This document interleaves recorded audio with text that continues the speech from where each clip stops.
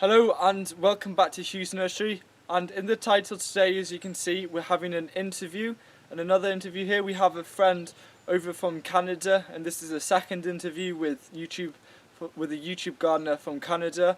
And Brock Hughes' channel is all about, well, mainly about growing fresh foods hydroponically. So thank you very much for joining us today, Brock. And my first question is, why did you start filming and uploading YouTube videos? Hey Hugh, thanks very much for having me on. I'm quite honored. That's great. Thanks so much. What really got me into this in the beginning? I was building a Dutch bucket system, and I was getting some free buckets from where I work, and I had the people in the kitchen save the buckets for me. And so when I put it together, I just put a quick video up to kind of thank them for saving the buckets for me, and to show them what I did with it. And that's actually how this whole thing kind of started, and it just sort of has gone on from there. That's a really cool way to get started. Now, I didn't know much about hydroponics before watching your channel, and it's taught me a lot. And the question that's been on my mind is, what inspired you to start doing hydroponic systems? Oh, awesome. I'm glad I'm helping somewhere. It's kind of what it's about. What made me take this up? Well, I was doing some indoor gardening, first of all, in the winter. And, you know, we get funky winters, so I was trying that. And doggone it, I was getting dirt everywhere. And then I just I saw a little bit about hydroponics, and some friends of mine were doing it. And I thought, wow, that's great. No dirt, that'd be good. I can just take it to the sink and back. And that's honestly was my first motivation. And then I noticed that holy crow, things grow, in my opinion, so much faster, so much, they just have so much more vigor, and doggone it, in my opinion too, like the food does taste better. That's me. I know, I know I might get some argument, but I feel that it tastes better. Well, I hope to give hydroponics a go one day, as it sounds like something I wouldn't miss. Now, I've got a tough question for you now. Which is your favourite? Is it peppers or tomatoes? Wow, which is my favorite, tomato or peppers? You know, Hugh, that's a really hard one, because I love them both. And I like to crossbreed them both, so I'm really kind of wobbling on that. I'm gonna go with peppers. I'm gonna go with peppers.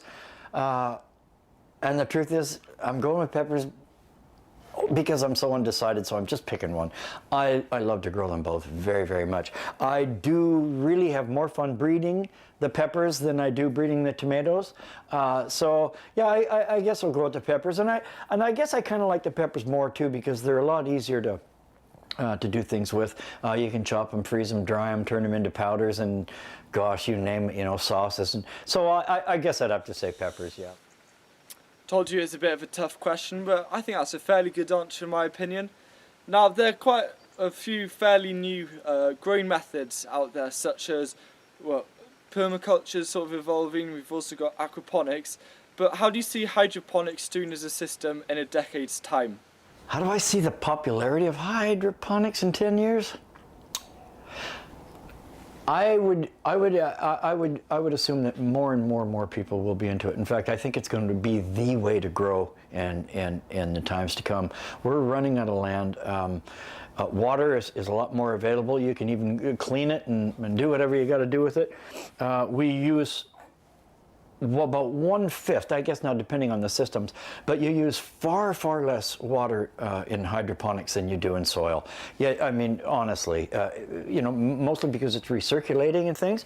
So I would think that hydroponics, you know, just for those reasons alone, especially in areas that are water deprived. I mean, I know it sounds funny, oh, hydroponics, you can use all the water, but no, I think it's going to be take a really leading place in our food production in the years to come because of water shortages.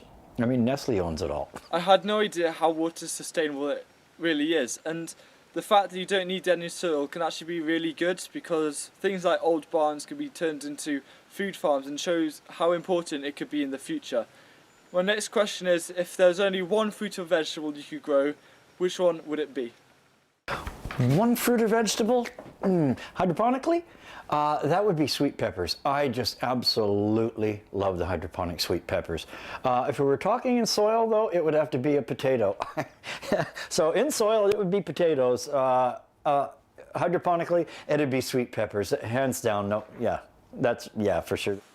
Sweet peppers are a really nice fruit to grow and definitely cook with. And interestingly, I did a survey in school and I found out that potatoes are actually second favourite after carrots. Now my last question is, for anyone who isn't sure yet, is it worth the effort making a hydroponic system, and what are the benefits of creating a hydroponic system at home? Is it worth it to set up a system? Absolutely. In fact, I encourage it, guys. I highly encourage it. Look, I'm not knocking raised beds. I mean, I have them too. I grow in soil as well, in pots and a little dirt greenhouse here. But my absolute favorite is hydroponics because there's no dirt. I mean, monkeying around with dirt gets to be a drag after a while. I mean, yeah, you grow beautiful vegetables in it, but doggone it, when I'm done with anything, I dump it out and it's just gone and it's done. That's it. It's water.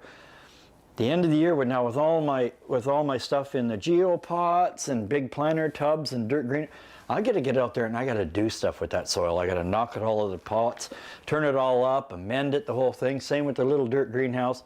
Hydroponics, it's water. That to me, I choose it hands down, and that to me is an extreme benefit. Now, consider guys in apartments. That would be an extreme benefit there because you're not lugging dirt up the stairs, into your apartment if you're, or in the elevator or whatever, and then you're not loading your balcony down with tons and tons of dirt because you've got the weight of the dirt, and then when it gets wet too, it's even heavier. So yeah, I like the hydroponics. I did live in an apartment one time, and I had a little garden out there, and it was pretty nice, empty in water instead of monkeying around with the dirt. So that would be my rock solid answer right there. Because there is no dirt, that's what makes it so awesome for me.